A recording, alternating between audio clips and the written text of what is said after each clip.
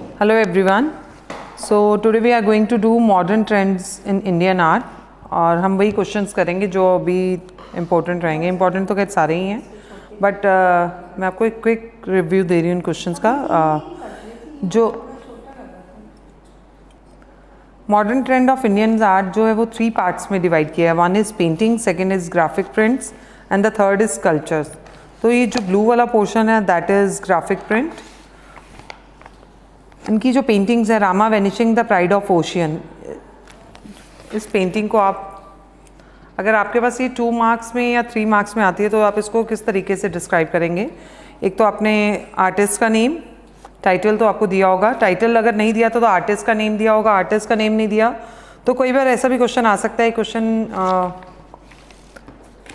इसमें है जैसे कि आपके पास ये आएगा माइथोलॉजिकल बुक में से कौन सी ऐसी पेंटिंग है जो आपके कोर्स ऑफ स्टडी में है, तो आपको उसको माइथोलॉजिकल, ये रामायण का सीन है जिसमें Rama vanishing the pride ocean, जब राम ने सीता को लेने जाना था तो ओशियन ने उनका रास्ता, ओशियन के जो गोड थे उन्होंने उसका रास्ता रोकने की कोशिश की थी. तो इस पेंटिंग में सारा वही डिस्क्राइब किया है.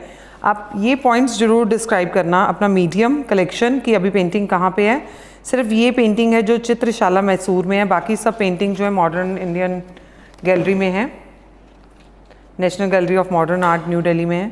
और आर्टिस्ट के बारे में अगर आपको थोड़ा सा पता है तो आप प्लीज़ आर्टिस्ट के बारे में भी ज़रूर लिखें कि ये जो राजा रवि वर्मा था, इन्होंने सबसे पहले ऑयल पेंटिंग जो है इंडिया में स्टार्ट की थी. इन्होंने जो पुराने पेंटिंग्स थी, इनको ट्रेडिशनल इंडियन पेंटिंग को इन्होंने इसको वेस्टर्न स्टाइल में, वेस्टर्न स्टाइल क्यों, क्योंकि पेंटिंग जो थीम्स थे वो ट्रेडिशनल थे और जो टेक्निक थी ऑयल इन वेस्टर्न स्टाइल, तो इन्होंने दोनों ही जो स्टाइल को मिक्स करके पेंटिंग बनाई थी. और ऑलमोस्ट इनकी पेंटिंग्स जो हैं सबके घरों में देखने को मिल जाती हैं, क्योंकि जो भी गॉड की इमेजेस हैं वो राजा रवि वर्मा ने ही बनाई हैं. कैसे भी भगवान कैसे दिखते थे.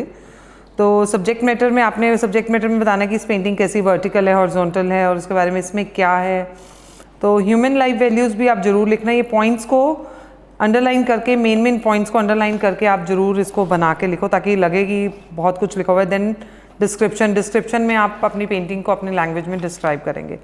ऐसे ही नेक्स्ट पेंटिंग जो है हमारी मदर एंड चाइल्ड है, that is of Jaimini Roy. And again time लिखो, मीडियम लिखो, कलेक्शन लिखो. मैंने आपको बताया था कि national Gallery of Modern Art New Delhi almost सबकी कलेक्शन यही है. मीडियम वाटर कलर इन टेम्परा है, यहाँ पे वाटर ऑयल ऑन कैनवस था. About the artist, in the early days of his career he realized that his painting has become very monotonous and he should draw inspiration from his own culture, and soon he developed a personal style which was inspired by traditional Indian folk and culture. अगर कोई painting या कोई question में ऐसा आता है कि कौन सा आर्टिस्ट था जो अपना इंडियन फोक एंड कल्चर से इंस्पायर था, तो दैट इज़ जैमिनी रॉय.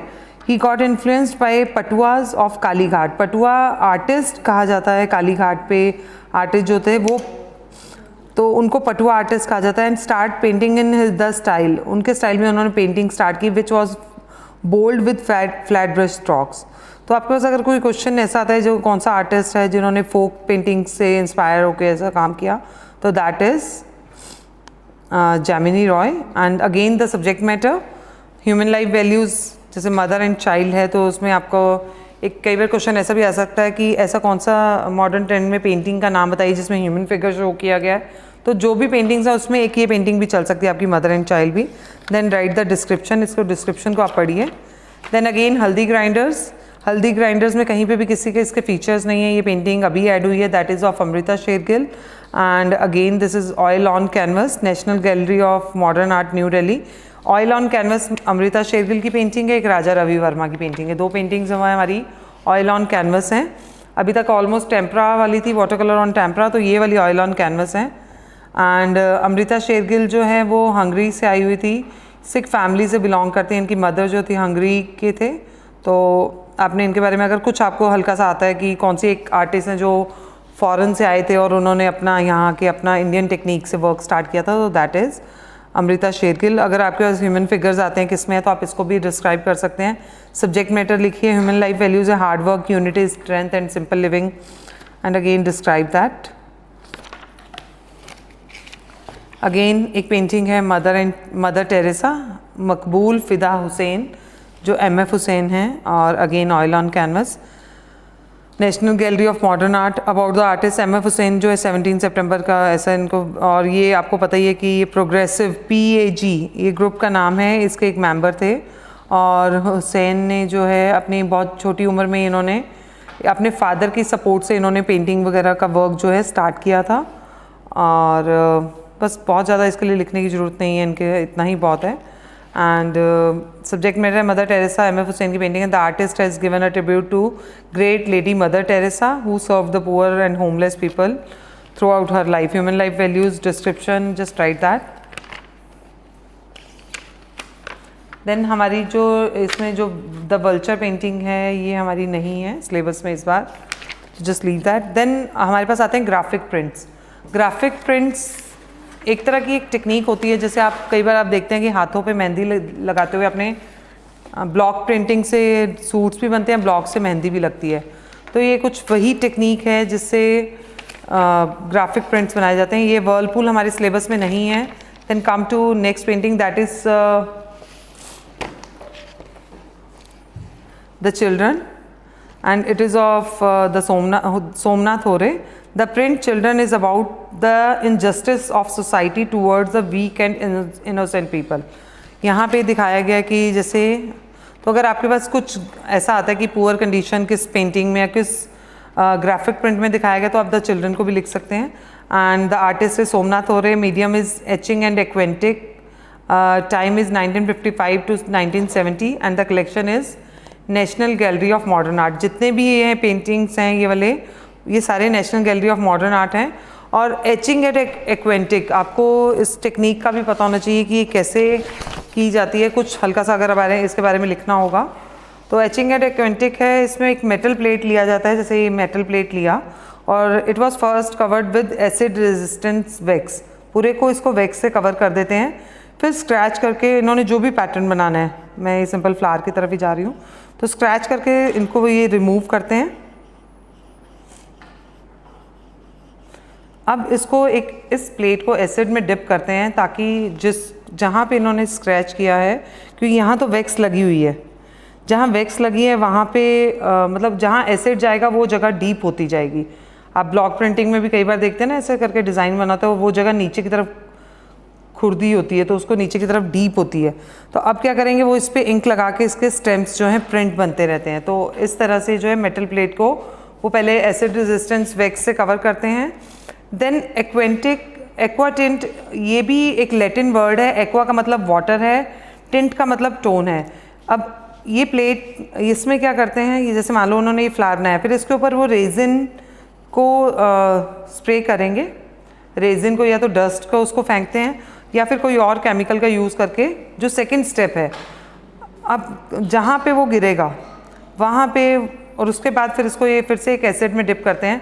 जहाँ जहाँ पे रेजिन की डस्ट या पार्टिकल्स लगे होंगे वहाँ से थोड़ा सा और डीप हो जाएगा, जिससे जो है हमारे टिंट मतलब टोन, जो भी हम प्रिंटिंग करेंगे उसमें डार्क एंड लाइट का इफेक्ट आएगा। जैसे इस प्रिंट में सब शेड एक जैसा नहीं है, अगर मान लो सब इसमें कहीं डार्क आ रहा है कहीं लाइट आ रहा है, तो जो ये सेकंड वाला इफेक्ट है दैट इज़ एक्वा टिंट। इन्होंने सेकंड प्रोसेस भी एक्वा टिंट का वर्क किया था।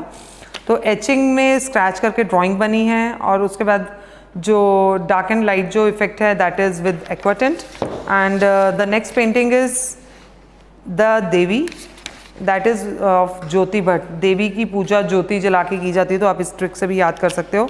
और ये इंटेग्लियो से बनी हुई है, प्रिंट मेकिंग से। ये भी सेम मेथड है, इंटेग्लियो भी आप इसको भी स्क्रैच करके बनता है। इंटेग्लियो का डिस्क्रिप्शन में नहीं आ सकता, एचिंग एंड एक्वेंटिक का आ सकता है। एंड अगेन ऐसी कोई क्वेश्चन ऐसा आ सकता है, ऐसी कौन सी पेंटिंग है जिसमें वॉर्म दिखाया गया है उसमें ऐसा करके, तो ये वाली पेंटिंग है जो द देवी, तो आप इसको कर सकते हैं। ये painting intaglio, national Gallery of Modern art, time is 1960, artist the Jyoti Bhatt, the Devi, painting is the Devi. About the artist, अगर आपने देवी के बारे में, देवी के आर्टिस्ट के बारे में, ज्योति भट्ट के बारे में अगर लिखना है, तो जो ज्योति भट्ट थे वो उन्होंने she was the faculty of fine arts MS university Baroda and इन्होंने म्यूरल और फ्रेस्को पेंटिंग जो वनस्थली विद्यापीठ से सीखी थी राजस्थान से, और उसके बाद इन्होंने अपने ही स्टाइल में इन्होंने ग्राफिक प्रिंट स्टार्ट कर दिया था. He started working hard to create his own individual style by exploring and re-exploring images, elements, motifs, symbols and ideas from the huge place of rich tradition, thought, beliefs, experiences in Indian life. See, almost artist ने अपना ही style develop किया था. तो ये कुछ lines आप common भी हैं जो हर आर्टिस्ट के लिए आप लिख सकते हैं, जिसमें मतलब उन्होंने अपना एक इंडिविजुअल स्टाइल क्रिएट किया था, एक्सप्लोरिंग और री एक्सप्लोरिंग इमेजेस वगैरह एलिमेंट्स करके, ऐसा करके आप इसको लिख सकते हैं. And the next is lithograph. Lithograph जो टेक्निक है ये पत्थर पर होती है. लिथो का मतलब स्टोन और ग्राफ का मतलब राइट होता है. तो लिथोग्राफ जो है दैट इज़ तो लिथोग्राफ में लिथो का मतलब स्टोन और ग्राफ का मतलब राइट है. स्टोन मतलब स्टोन को इधर स्क्रैच करके, इधर मेटल की प्लेट ना लेके स्टोन की प्लेट है, फिर उसको भी सेम यही मेथड से करते हैं, बनाया जाता है. The word lithograph is derived from two ancient Greek word. Litho means stones and graphein means to write. A lithograph is a type of print process which is used to reproduce original work of art. The process used a flat stone on which the drawing is done using a greasy substance so that the ink will stuck to them by and while the non-image area are made ink repellent. मान लो इसके ऊपर है तो इधर कुछ Greece जैसा कुछ लगा दिया, तो इस जगह पे इंक नहीं लगेगा. जहाँ ग्रीस नहीं है वहाँ पे इंक लगा के and they use it as a stem. तो अबाउट द आर्टिस्ट अगर आपको लग रहा है कुछ आपको इसके बारे में मालूम है तो देन राइट दैट. अदरवाइज आप सिंपल एक दो लाइन से जो जिन्होंने अपना मैंने आपको बताया था इंडिविजुअल स्टाइल जो है क्रिएट किया है. और आर्टिस्ट के बारे में आप लिख दो अनुपम सूद हैं इसके artist. And subject matter, human life values और डिस्क्रिप्शन, ये पॉइंट्स जरूर बना के लिखो. और अगर आपको टेक्निक के बारे में मालूम है तो must explain that. And our next graphic print is that is men women and tree. Again human figures are there and etching and aquatint on paper. जो हमारा फर्स्ट वाला पेंटिंग था, फर्स्ट वाला प्रिंट था, वो सेम टेक्निक है the children वाला. और इसको अगर आपने डिस्क्राइब करना है तो आप कर सकते हैं. National Gallery of Modern art, subject matter, ये आप सब थ्योरी अपनी बुक से पढ़ लेना. एंड देन स्कल्पचर्स में हमारे पास जो स्कल्पचर्स हैं, एक बार हम इसकी क्विक रिविजन जो है इधर से कर लेंगे. स्कल्पचर्स में है ट्रम्प ऑफ लेबर है, सांथल फैमिली है, क्राइज अनहर्ड है एंड गणेशा है. And triumph of labor, the sculpture triumph of labor represent the labor at work and human spirit which wins over hardship with unity. And D.P. Roy Chaudhary is the artist of this sculpture and bronze installed at Marina Beach, Chennai. ये वहाँ पे एक bank के कहीं पे bank में लगी हुई है, बैंक के कहीं बाहर की तरफ लगी हुई है पेंटिंग चेन्नई में. And cemented installed at National Gallery of Modern Art. ये जो इसका केयर है वो National Gallery of Modern Art ही करती है. देन सांथल फैमिली है. Again the sculpture Santhal family depicts a man, his wife and 2 children and a dog. अब इसमें एनिमल वाला भी कुछ आपके पास अगर आता है कि किस स्कल्पचर में एनिमल है, तो ये वाली पेंटिंग ये सांथल फैमिली की है. और and who looks poor and are migrating to some other place with their belongings in search of work. And it is of Ram Kinkar Bej. किंकर से आप याद सकते हैं, कंकर है तो आप स्कल्पचर से याद सकते हैं. Cement, sand and gravel. And the collection is कला भवन शांति निकेतन. इसकी कलेक्शन डिफरेंट है.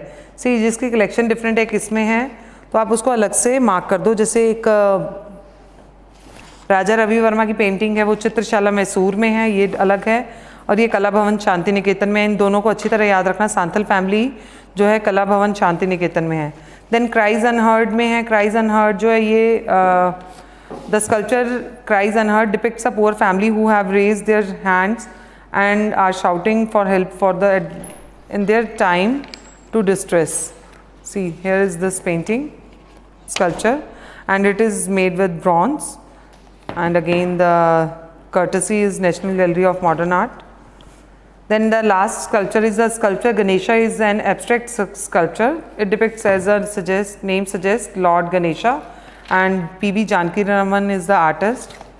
ये भी ऑक्साइड कॉपर से बनी हुई है ओ से याद रखना, जैसे गणेश जी का स्टमक ओ में है तो इस शेप में आप ऑक्साइड कॉपर को भी याद कर सकते हो। अभी क्वेश्चंस हमारे पास किस फॉर्म में आएंगे, क्वेश्चंस का है, लेट्स स्टार्ट। एक क्वेश्चन 2 मार्क्स का है, देन सेकेंड भी 2 marks, third, fourth, then fifth is of 3 marks and 1 is of 4 marks. 4 marks में आपके पास ओरिजिन एंड डेवलपमेंट ही आ सकता है, क्योंकि यही क्वेश्चन थोड़ा सा अच्छा बड़ा बन सकता है। ओरिजिन एंड डेवलपमेंट की मैंने वीडियो पहले भी शेयर कर दी है। और जैसे name 2 famous sculpture and their artwork that reflect the condition of poor people in India at that time. तो इंडियन पीपल जो है गरीबी किन 2 स्कल्पचर्स में दिखाई गई। एक तो ट्रम्प ऑफ लेबर में है जो डीपी रॉय चौधरी की पेंटिंग है, क्राइज अनहर्ड है अमरनाथ सहगल की जो है, एंड सांथल फैमिली भी है क्योंकि उसमें वो डॉग दिखाया गया और ये दिखाया गया वो अपनी मतलब जीविका के लिए इधर उधर घूम रहे हैं। देखो इसमें सिर्फ पूछा नेम 2 फेमस स्कल्पचर, नेम ही बताने हैं एंड देयर आर्टवर्क, और उनकी पेंटिंग के नेम बताने हैं, और कुछ ज़्यादा नहीं बताना आपको। And name 2 graphic prints from your course of study which shows composition based on human figures. बात आ गई ह्यूमन फिगर्स की, मैं आपको बार बार बता रही थी, जिसमें ह्यूमन फिगर्स और बताने ग्राफिक प्रिंट में से। हमारी जो last modern trend of Indian है वो 3 पार्ट्स में है, 1 is painting, graphic print and the third 1 is sculpture. तो इसमें ग्राफिक प्रिंट्स में हमें बताना है, जिसमें आपका हमने चिल्ड्रन किया था तो सोमनाथ हो रहे हैं, उसमें ह्यूमन फिगर्स हैं, ऑफ वॉल में हैं, मैन वेमेन एंड ट्री में है, देवी में, चारों में ही ह्यूमन फिगर्स हैं। तो आप इसको कोई भी एक पेंटिंग को डिस्क्राइब से कर सकते हैं। Name of graphic print and name of the method, जिसमें आपको मेथड पता है एंड मटेरियल यूज्ड, उसको आप डिक्टेट करना। मेथड का नाम जैसे क्वेंटिक है, एक्वाटेंट है, ये वाला आप कर सकते हैं। और मटेरियल यूज, उसमें कौन कौन सा मटेरियल यूज़ होता था वो भी आप लिख सकते हो। आप उसमें लिथोग्राफ को भी कर सकते हैं। लिथोग्राफ को आप डिस्क्राइब कर दो कि ये 2 पार्ट्स में लिथो और ग्राफिक, इसका मतलब क्या है। उसमें पत्थर का यूज़ किया जाता है, उसके बाद उसके ऊपर ग्रीसी सब्सटेंस लगाया जाता है, जिसकी वजह से। नेक्स्ट क्वेश्चन है, इसमें ऑप्शंस आपके पास रहेंगे। इसमें क्वेश्चन 2 में आपके पास 2 ऑप्शंस हैं, कोई एक करना है आपको। Who is the father of folk Renaissance in India and who traveled to the countryside of Bengal to learn folk? देखो folk वर्ड जहाँ पे आ जाता है तो जेमिनी रॉय को आप माइंड में बिठा लीजिए। जेमिनी रॉय है and the name of art work is mother and child and description temper on paper. Elements of art, देखो एलिमेंट्स ऑफ आर्ट क्वेश्चन आ जाता है। एलिमेंट्स ऑफ आर्ट आपको पता ही है, हमने जो क्लास 11th में किए थे। एलिमेंट्स ऑफ आर्ट कौन कौन से हैं? Point, line, shape, colour, tone. आप कुछ भी जो है आप इसको डिस्क्राइब कर सकते हैं कि उन्होंने अपनी पेंटिंग में क्या क्या दिखाया। Then Raja Ravi Varma mastered the style of academic realism and used it to depict scenes of most popular epic like Ramayana and Mahabharata. This painting on epics become so popular. अब पेंटिंग का नाम आपको बताना है। पेंटिंग एक ही है राजा रवि वर्मा की, रामा वेनिशिंग, और वो ऑयल पेंट से बनी हुई है। और इसमें आप क्या लिख सकते हो, उसमें मैथोलॉजिकल फिगर हैं, उसमें लाइटनिंग का इफेक्ट दिखाया गया है, क्लाउड्स हैं, और ओशियन भी जो है, ओशियन गॉड है वो, जो उनको परमिशन उनसे मांग रहे हैं, मतलब राजा राम मांग रहे हैं लेकिन वो मना कर रहे हैं। इसमें बैलेंस, रिदम, एम्फसिस, ये पॉइंट्स आप सब पेंटिंग में डिस्क्राइब कर सकते हैं। Unity, harmony, balance, rhythm, emphasis and proportion etcetera, क्योंकि ये सारे कॉम्पोजिशनल अरेंजमेंट में पॉइंट्स कवर हो जाते हैं। तो आप इसको कर सकते हैं। नेशनल, ये इंडियन फ्लैग जरूर कर लेना, ये क्वेश्चन बहुत इंपॉर्टेंट है, ये क्वेश्चन में ज़रूर आएगा। The significance of its colours and the Ashoka चक्र के बारे में बताना है, दोनों को 1-1 मार्क्स का। और अच्छा डिस्क्राइब करें, जितना आपको आता है उतना लिख दो, आपके पास बहुत टाइम होगा। Then in this painting 3 women are portrayed in the center of the picture, plain with yellow, white and red sarees, placed with the background and trees and nature. A dark black and brown portrayal of a woman behind the trees and catches the eyes. Identify the name of the artist, the painting and the massive power rural woman. ये वाली हमारी painting जो है हल्दी grinders है, जिसमें 3 women हैं और ऐसे साड़ीज़ उन्होंने पहनी हुई हैं। एंड आर्टिस्ट जो है उसके हमारी अमृता शेरगिल हैं। ऑयल ऑन कैनवस है, सेमी एब्स्ट्रैक्ट है। स्पाइसेस जो हैं, इन्होंने पूछा हुआ कि कौन कौन कॉमन स्पाइस वर्ड भी आ जाएगा तो हल्दी पता ही आपको, तो उससे भी आपको क्लियर हो जाएगा।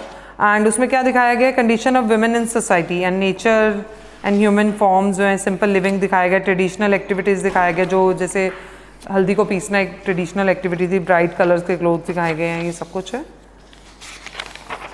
The painting shows the faceless figures with soft flowing drapes of the blue bordered white sari. Mother Teresa की ही है और ब्लू बॉर्डर के उसमें रहता है। And the adored by a female figure and she is carrying a sick person protectively in her lap. The figure of this female acquired a certain monumentally and stature of the universal mother.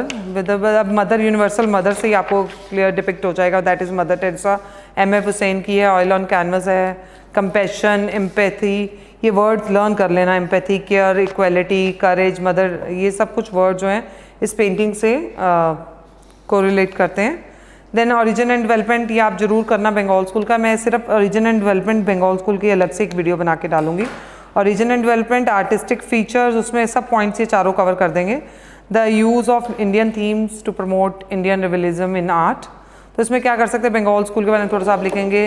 Reveal of Indian art, role of E B. Havell. E B. Havell और अभिनंदन टैगोर ने जो है उस society की, Indian oriental art की society की स्थापना की थी. उसमें से इन्होंने टोटल 30 मेंबर्स थे. ये मैं सारा आपको एक क्वेश्चन अलग से बना के आपको वीडियो बना के दूंगी जिसमें टोटल 30 मेंबर्स थे. उसमें कुछ फॉरेनर्स थे और 7 to 8 इंडियंस थे. तो इसमें आपको कोई भी एक अपनी पेंटिंग को डिस्क्राइब करना है. कोई भी इधर की पेंटिंग हो, इसमें जर्नी एंड कर लो, शिव एंड सती, राधिका और मेघदूत, इनमें से आप चारों में से कोई भी एक पेंटिंग को डिस्क्राइब कर सकते हैं. Thank you.